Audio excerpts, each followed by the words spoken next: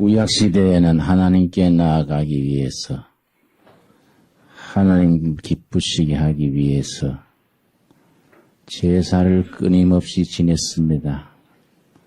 제사 종류도 다양했습니다. 죄를 용서받기 위해서 드린 제사는 속죄제, 속건제, 하나님 앞에 은혜를 감사드리기 위해서 드린 제사는 그건 또 화목제, 하나님 앞에 충성을 다짐하는 제사로서 번제, 여러 종류의 제사를 지냈습니다. 제사 지낼 때마다 소 잡거나 양 잡거나 염소 잡았습니다. 대단히 가난한 사람은 소나 양을 치를 값이 없기 때문에 비둘기로 새로 제사를 지내게 했습니다. 그 사람의 재산의 형편과 위치에 따라서 여러 종류의 제사를 시와 때를 따라서 짐승을 제물로 바치면서 제사 지냈습니다. 그런데 지금은 우리가 예수 믿는다 그래서 양 잡아 제사 지내고 전혀 없습니다. 언제부터 없어졌느냐? 어떻게 돼서 없어졌느냐?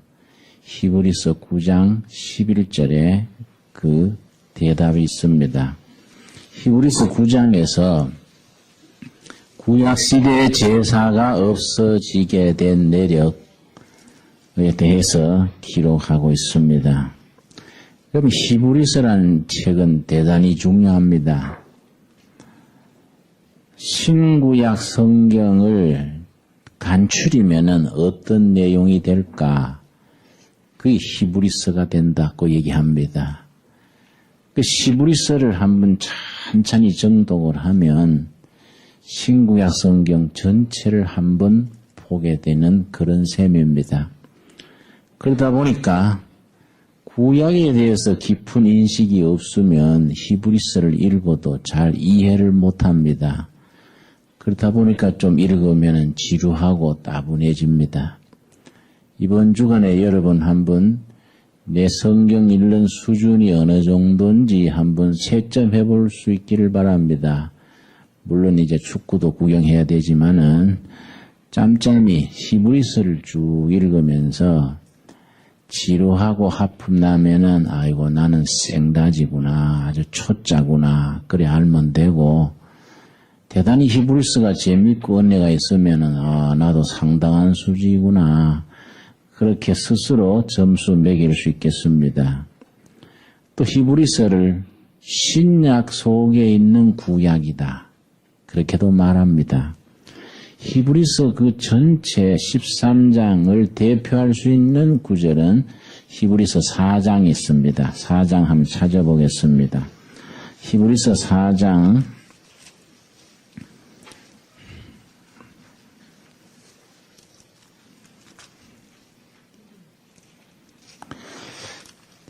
히브리서가 우리에게 가르쳐주는 핵심되는 교훈이 뭐냐 하면은 예수 그리스도는 우리의 대제사장 되신다. 구약의 대제사장에 해당되시는 예수 그리스도, 이게 주제가 됩니다. 4장 14절 말씀 우리 한번 같이 읽겠습니다. 그러므로 우리에게 큰 대제사장이 있으니 승천하신 자 곧 하나님 아들 예수시라. 우리가 믿는 도리를 굳게 잡을지어다. 우리의 큰 대제사장 예수 그리스도. 큰 대제사장 예수 그리스도는 어떤 분이시냐? 15절입니다. 우리에게 있는 대제사장은 우리 연약함을 체휼하지 아니하시는 자가 아니요. 표현이 좀 어렵습니다만은 그 내용이 뭐냐 하면은 우리의 대제사장 예수님은 굉장히 인간미가 있으셔서 인간에 대한 이해가 깊으셔서 우리의 약점과 허물과 때로는 치사하고 부끄러운 점을 그걸 이해를 잘해 주시는 분이다 이거지요. 우리가 터무니없이 실수하고 엉뚱한 짓 하고 잘 나가다가 또 이상하게 지가 해놓은 걸 지가 뒤집습니다. 멍청한 짓 할 때가 많지 않습니까? 이걸 우리의 큰 대제사장 되신 예수님은 나무래지 아니하시고 아이고 저 백성이 또 왜 저래 빗나갈까. 저렇게 엉뚱한 짓 하느라고 참 고생한다. 예수님은 그렇게 봐주신다는 겁니다. 우리의 연약한 거, 못난 거, 사람답지 않게 노는 것을 이해해 주시고 어떻게 도와줄 수 없을까? 어떻게 좀 바로잡아 줄 수 없을까? 이런 마음을 가지신 분이 우리의 대제사장 예수님이다. 그래서 16절, 히브리서 4장 16절 우리 한번 같이 읽겠습니다. 그러므로 우리가 긍휼하심을 받고 때를 따라 돕는 은혜를 얻기 위하여 은혜 보좌 앞에 담대히 나아갈 것이니라. 우리 큰 대제사장 예수님이 그런 분이기 때문에 힘내라 이 말. 힘내라. 담대해라. 우리 뭐 좀 못한다고 나무래고 기죽이고 뭐 이런 주님이 아니다. 그 이해해 주시고 도와주시려고 힘들어하시고 이러기 때문에 힘내라. 담대함으로 당당하게 보좌 앞으로 나가라. 그래서 히브리서의 주제가 대제사장 예수 그리스도 안에서 누리는 담대한 신앙. 이게 히브리서의 주제가 됩니다. 그 중에서 아까 말씀드린 것처럼 구약 시대에 드리던 그 제사가 언제부터 사라지게 됐느냐? 우리는 왜 양 잡고 소 잡는 제사를 안 드려도 될 수 있게 됐느냐? 이 히브리서 9장 11절입니다. 11절 말씀. 362페이지에 9장 11절 말씀. 그리스도께서 장래 좋은 일에 누굽니까? 대제사장으로 오사 손으로 짓지 아니한 곧 이 창조에 속하지 아니한 더 크고 온전한 장막으로 말미암아 사람의 손으로 지은 성전이 아닌 사람의 작품이 아닌 본질적인 근본적인 하나님이 세우신 성전 그걸 본질을 말합니다. 12절 염소와 송아지의 피로 아니하고 구약시대에는 죄를 용서받기 위해서 염소 잡고 소 잡고 했었는데 이제 그거 안 해도 된다. 염소와 송아지의 피로 아니하고 오직 자기 피로 영원한 속죄를 이루사 단번에 성소에 들어가셨느니라. 구약시대에는 때를 따라 소 잡고 염소 잡고 제사 지냈는데 대제사장 예수님이 오셔서 한 번에 끝내버렸다. 자기 자신을 제물로 바쳐가지고 제사 지낼 때마다 소 잡고 염소 잡던 거 끝내버렸다. 한꺼번에 제사를 완성시키셨다. 그 말입니다. 그래서 13절 염소와 황소의 피와 및 암송아지의 죄로 부정한 자에게 뿌려 그 육체를 정결케 하여 거룩케 하거든. 과거에는 소 잡고 염소 잡아가지고 그것으로 우리 심령을 정결케 하는 제사를 지냈거든. 14절 첫 마디가 뭡니까? 하물며. 하물며란 말은 우리 애들이 쓰는 말로. 두말하면 숨가쁘다 이 말. 응? 말할 거 없다. 두말하면 숨가쁘지. 하물며 영원하신 성령으로 말미암아 흠없는 자기를 하나님께 드린 누구 피지요? 그리스도의 피가. 구약시대에는 염소, 송아지 피랬는데 이건 그리스도의 피가 어찌 너희 양심으로 죽은 행실에서 깨끗하게 하고 살아계신 하나님을 섬기게 못하겠느냐? 당연히 이 땅에 오신 하나님 그리스도가 자기 피로 제사 지냈는 그 제물로 인하여 우리 허물과 부끄러운 것을 다 씻어주고도 남는 능력이 있다. 이걸 믿어라. 이렇게 나옵니다. 그러면 이제 우리는 제사가 필요 없는 겁니다. 구약시대 제사는. 그러면 우리가 제사란 건 근본이 하나님을 기쁘시게 하는 거인데 하나님을 기쁘시게 하는 삶도 필요 없느냐? 그건 아니다 이거지. 그러니 오늘 우리가 드려야 될 제사가 있다. 이걸 히브리서 13장 마지막 장에서 세 가지로 우리가 드려야 될 제사를 설명을 해주고 있습니다. 오늘 본문 히브리서 13장 8절에서 17절 사이에 구약시대 제사는 끝났지만은 지금 우리가 큰 대제사장 예수님을 모시고 사는 우리가 드려야 될 제사가 있다. 거의 세 가지다. 세 가지. 오늘 말씀의 핵심이 됩니다. 먼저 8절 읽겠습니다. 예수 그리스도는 어제나 오늘이나 영원토록 동일하시느니라. 예수님은 구약시대나 예수님 당대나 지금까지 한결같이 같은 예수님이다. 그러고 19절 여러 가지 다른 교훈에 끌리지 말라. 마음은 은혜로서 굳게 함이 아름답고 하나님 앞에서 아름다운 신앙은 뭐이냐? 은혜 중에 믿음이 굳세게 탄탄히 서 있는 신앙이 아름답다 이거죠.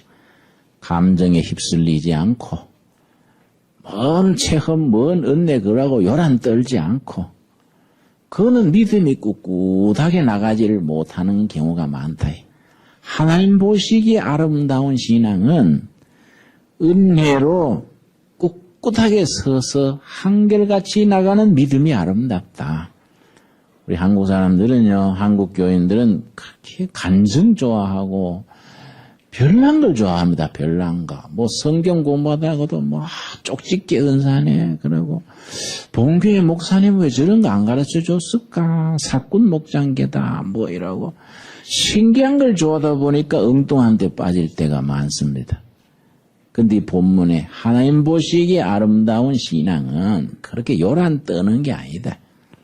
은혜 중에 꿋꿋하게 뿌리 내려가지고 한결같이 나가는 신앙이 아름다운 거다. 그러고서는 10절입니다. 우리에게 제단이 있는데 그 위에 있는 제물은 장막에서 섬기는 자들이 이 제단에서 먹을 권이 없나니 이 말씀 이해하려면 구약을 알아야 되는 겁니다. 구약을 모르면 이게 무슨 말씀입니까? 이해가 안 가는 겁니다. 이게 무슨 말이냐면은 구약시대 제사를 지내는데 제사장이 집행을 합니다. 염소를 잡아가지고 피는 성소 안에 들어가가지고 죄를 속죄하는 제사를 지내고 그 염소의 몸은 어떻게 하느냐. 잡은 사람이 먹지를 못한다 이 말이에요. 그거는 지인 밖에 갖고 나가서 완전히 불로 태워서 하나님이 그 연기를 기쁘게 받으신다. 모든 걸 전체를 헌신하는 하나의 다짐으로서 그래 제사를 드립니다. 번제라고 그럽니다. 그걸 말하는 거예요.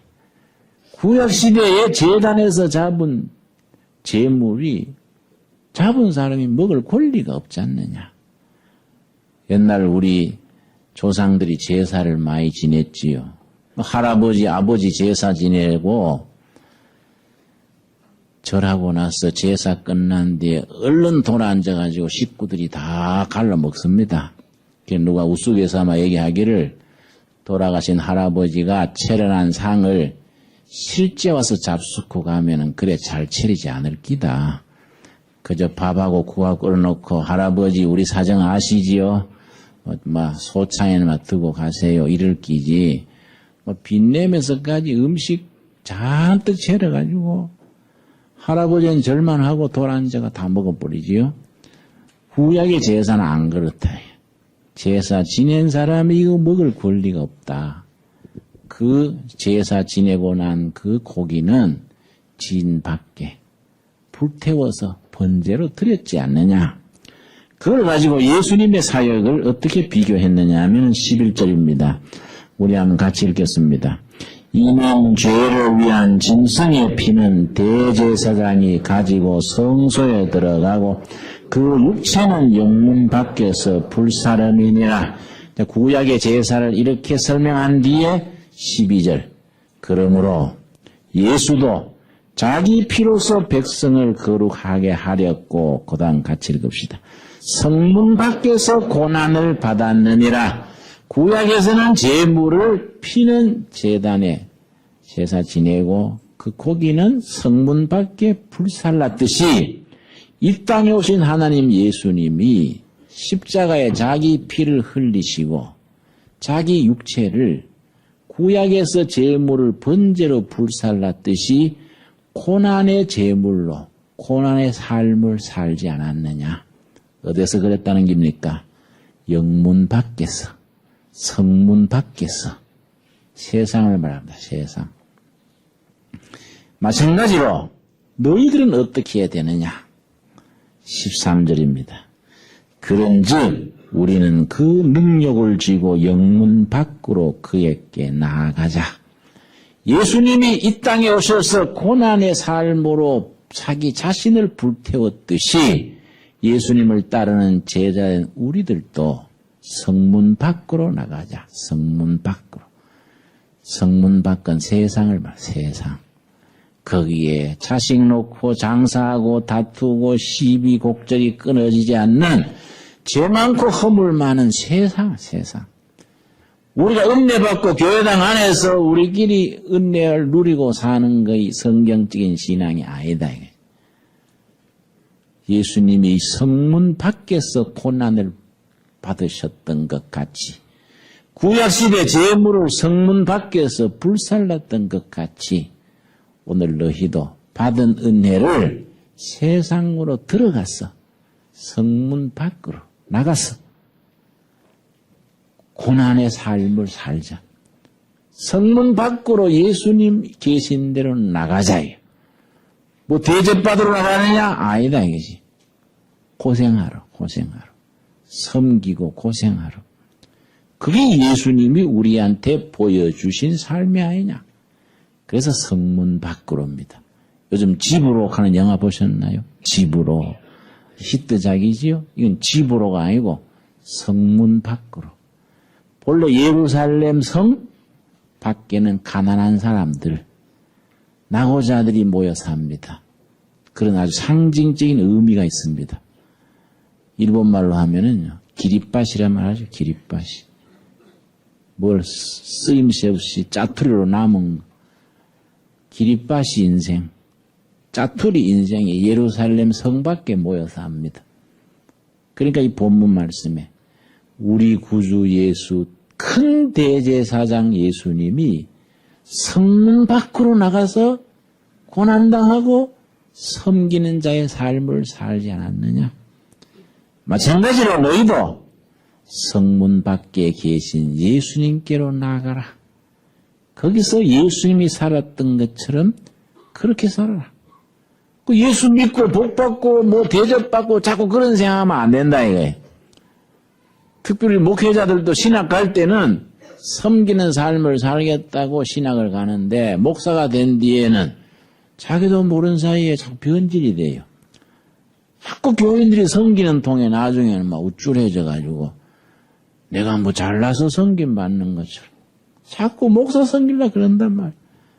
그렇게 하지 말고 다 같이 성문 밖에 동지로 나가서 섬기는 자의 불태우는 헌신과 희생의 삶을 살자.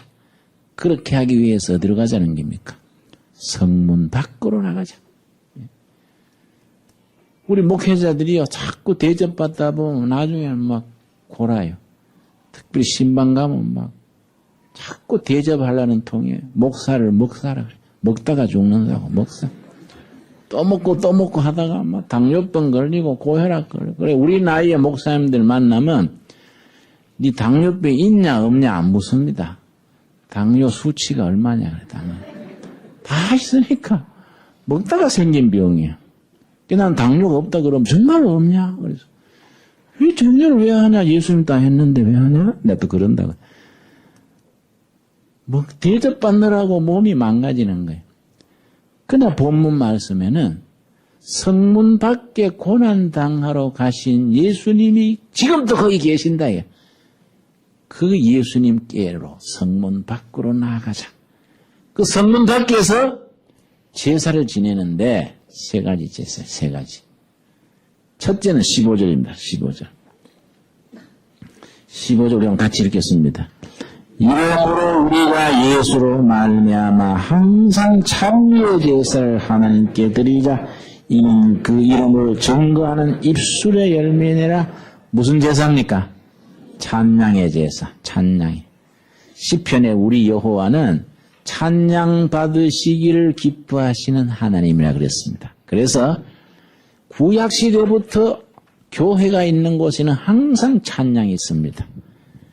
기독교가 음악을 발전시키는 거예요.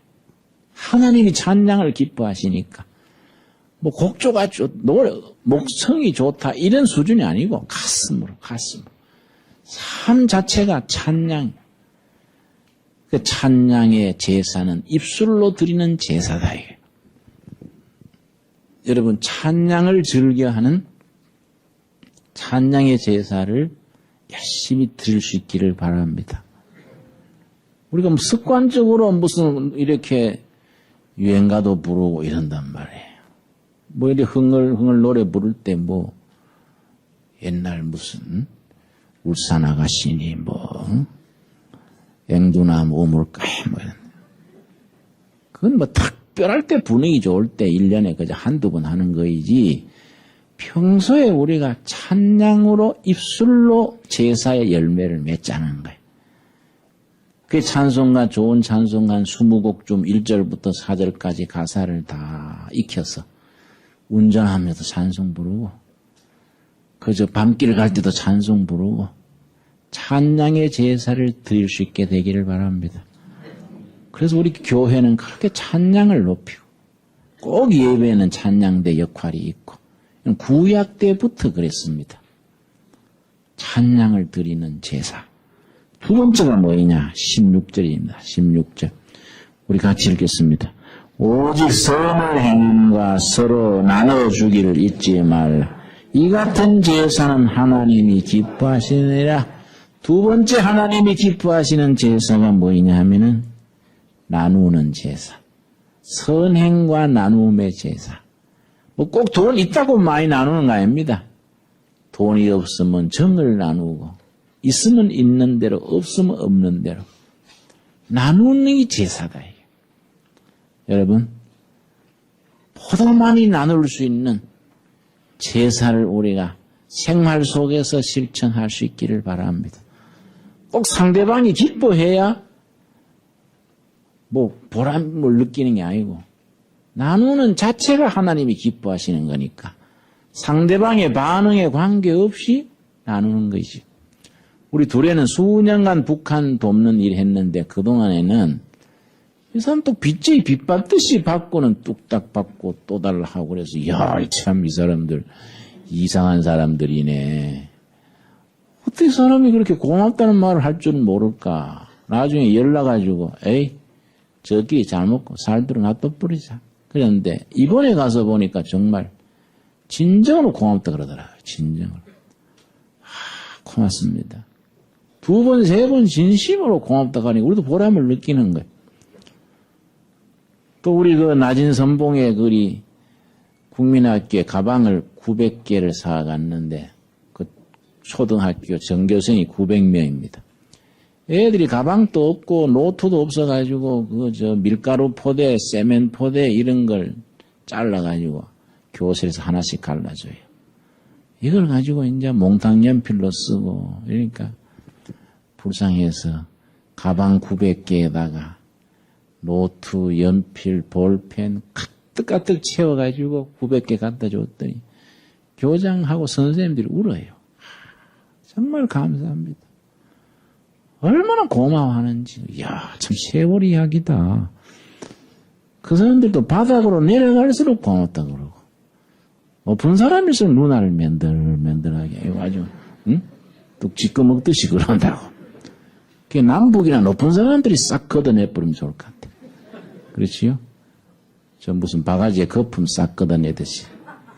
높은 사람들요, 특별히 김씨 계통들 싹 걷어버리면, 밑에 사람들은 다 순수하고 고마운 줄 알고, 나누는 것이 선행이 제사라는 게 제사. 이런 거 할 수 있지 않습니까? 물질이 없어도 가슴으로, 정으로, 이 나누는 게 소중하지. 세 번째 제사가 있습니다. 17절입니다. 너희를 인도하는 자들에게 순종하고 복종하라. 저희는 너희 영혼을 위하여 경성하기를. 자기 삶으로서 헌신하는 제사. 삶으로서 헌신하는 제사에 대해서는 로마서 12장 1절에서 아주 딱 부러지게 말하고 있습니다. 로마서 12장 1절 말씀. 우리 삶이 제사가 돼야 돼. 12장 1절 말씀. 256페이지 12장 1절. 그러므로 형제들아 내가 하나님의 모든 자비하심으로 너희를 권하노니 너희 몸을 하나님이 기뻐하시는 뭐이지요? 거룩한 살아있는 제물로 드려라. 거룩한 살아있는 제물. 구약시대 제사는 짐승을 죽여가지고 피는 성소로 들어가서 제사 지내고 그 육체는 밖에서 불태우는 제사 지냈는데 지금은 그게 아니다. 너희 살아있는 자체로서 제물이 되라. 무슨 농사를 짓든 교사를 하든 자식을 기르든 정치를 하든 우리처럼 목회를 하든 관계없다. 있는 자리에서 살아있는 제물로서 바쳐져라. 이것이 너희의 드릴 뭡니까? 영적인 예배다. 우리 삶 자체가 예배야, 예배. 어떤 예배냐? 우리가 살아있는 제물로 드리는 헌신하는 예배다. 그래서 여러분, 우리가 구약시대가 아닌 이 시대에 우리는 세 가지 제사를 드려야 하는데 첫 번째는 무슨 제사를 했습니까? 첫 번째, 찬미의 제사. 열심히 찬송합시다. 우리 장로교는 찬양이 좀 약해요. 아주 뜨겁게 찬양하는 게 참 귀한 거인데. 두 번째 뭡니까? 나눔의 제사.